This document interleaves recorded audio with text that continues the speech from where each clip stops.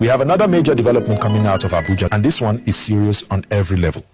The United States has moved from talking, from warning, from sending letters to actually sending high-ranking lawmakers into Nigeria to see things for themselves. And the reason for this mission is simple: the rising conversation around what many Americans are now calling the genocide of Christians in Nigeria. This is not a small statement.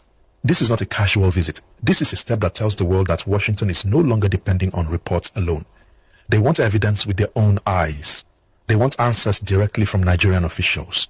They want to know why villages are being attacked, why Christian communities are being wiped out, why school children are being abducted, and why thousands of innocent people are dying every year. And today, the US delegation finally landed in Abuja for a full fact-finding mission. This is not an ordinary team. This is not tourism. These are lawmakers with power. Lawmakers who sit on committees that control US military aid, foreign relations, sanctions, and diplomatic pressure. People like Representative Mario Diaz-Balart, Representative Norma Torres, Representative Scott Franklin, Representative Juan Chiscomani, and the one Nigerians have been hearing a lot about recently, Representative Riley Moore. These are not low-level visitors. These are decision makers. Riley Moore himself wrote something that caught the attention of many Nigerians. He said, "I came to Nigeria in the name of the Lord and on behalf of the American people."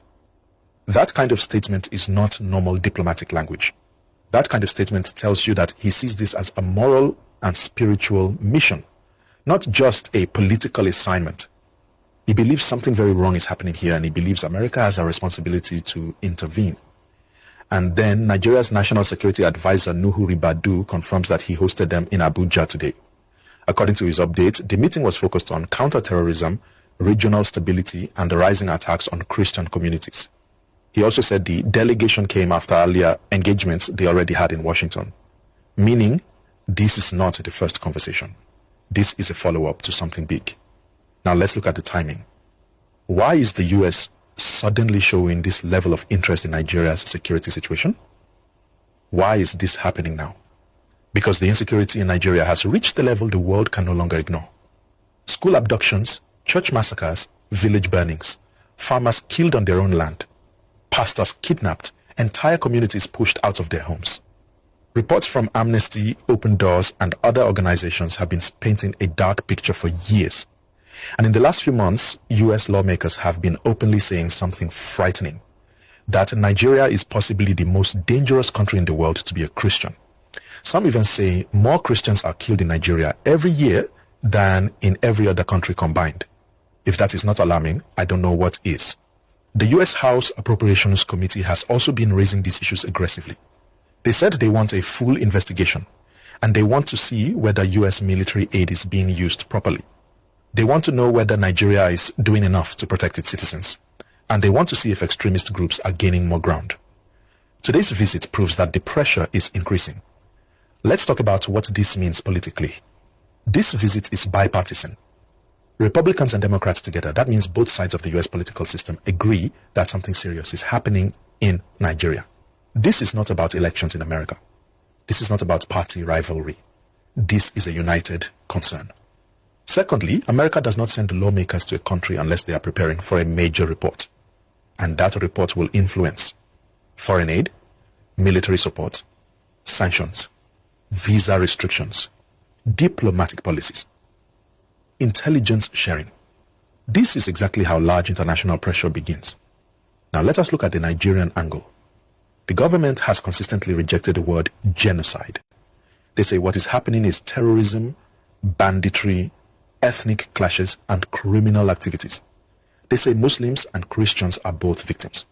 They say the violence is not targeted at one group. But here is the problem.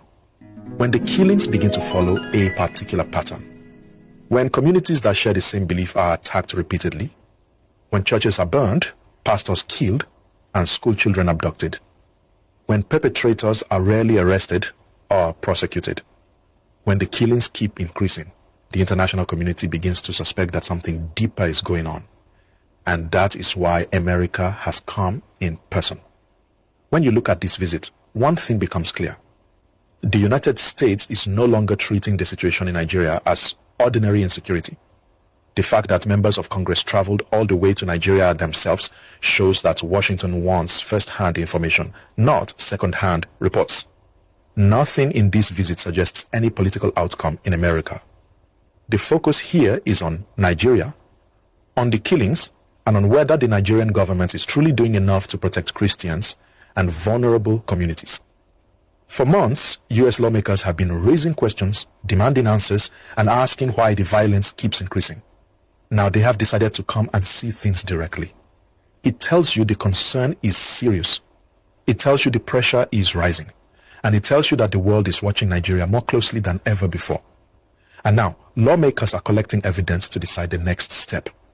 So, what should Nigerians expect? Expect a full U.S. congressional report in the coming weeks. Expect stronger language from Washington. Expect the U.S. to consider placing conditions on any future military support. Expect conversations about visa restrictions for Nigerian officials if things do not improve. Expect international pressure to increase as the world pays closer attention. And the biggest one, expect the genocide question to return to the center of international debate. Remember, once America calls something genocide, the entire world begins to react. My people, no matter how we look at this, Nigeria is entering a new phase. The U.S. has stepped into the matter officially. The question now is simple. What will Nigeria do?